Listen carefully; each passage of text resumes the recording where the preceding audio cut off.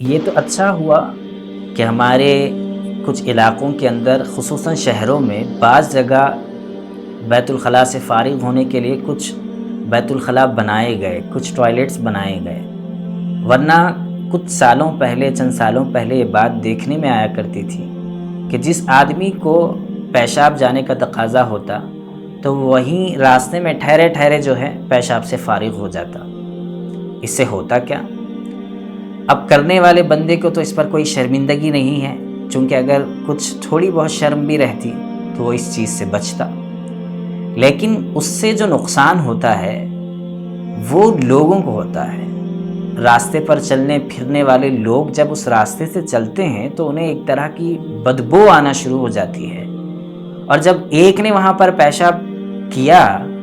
تو چلنے پھرنے والے لوگ یہ سمجھتے ہیں کہ پیشاب کرنے کی ہی جگہ ہے۔ اب دوسرا جس کو تقاضا ہو وہ آیا اور وہاں شروع کر دیا۔ اسی طرح ہوتے ہوتے وہ راستہ بالکل پیشاب کی جگہ بن جاتا ہے، اور وہ اطراف و اکناف اور پورے ماحول کے اندر پیدا ہونا شروع ہو جاتی ہے۔ یہ بہت بری چیز ہے اور اس سے ہمیں بچنا چاہیے۔ نبی کریم صلی اللہ علیہ وسلم نے پاکیزگی کے سلسلے میں، طہارت کے سلسلے میں بہت ہی آداب بتائے۔ یہاں تک آپ صلی اللہ علیہ وسلم نے فرمایا کہ مکہ میں جب آپ صلی اللہ علیہ وسلم نبی بنائے گئے، اور نبی بنائے جانے سے پہلے بھی آپ کے اخلاق یہ تھے، حیا اور شرم کا حال یہ تھا کہ اس وقت میں عرب کے لوگ بیت الخلاء کے لیے کہیں دور نہیں جایا کرتے۔ آپ صلی اللہ علیہ وسلم نے فرمایا کہ بیت الخلاء کے لیے گھروں میں اگر اہتمام نہیں ہے اس کا، تو چاہیے آدمی کو کہ وہ دور جنگل میں دور دراز مقامات پر جا کر وہ استنجا سے فارغ ہوں۔ دیکھیے آپ صلی اللہ علیہ وسلم نے کیسی تعلیم دی تاکہ وہ لوگوں کی نظروں سے دور بھی رہے، اور وہ جو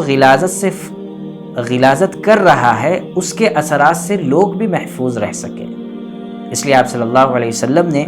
ایک حدیث میں ارشاد فرمایا، ابو داؤد کی حدیث ہے، حدیث نمبر 25، اتقوا اللاعنین، کہ دو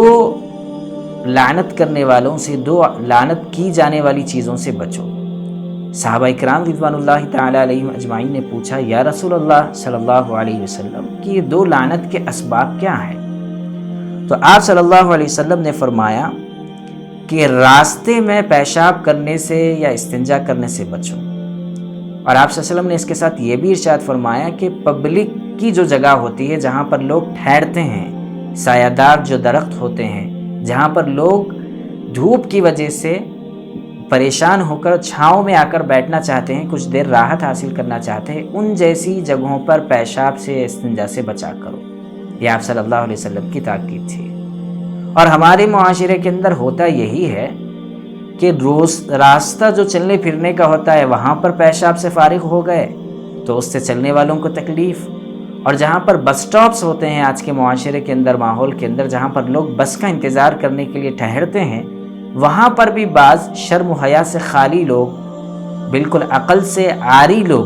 وہاں پر ٹھہر کر پیشاب کرنا شروع کر دیتے ہیں، جس سے وہاں پر لوگوں کے لیے بیٹھنا تو دور کی بات، ٹھہرنا بھی مشکل ہو جاتا ہے۔ اس لیے ہمیں چاہیے کہ ان چیزوں سے بچیں، اپنے آپ کو پاک اور صاف رکھنے کا اہتمام کریں، اور یہ جو تعلیمات حضور صلی اللہ علیہ وسلم نے ہمیں دی ہیں اس پر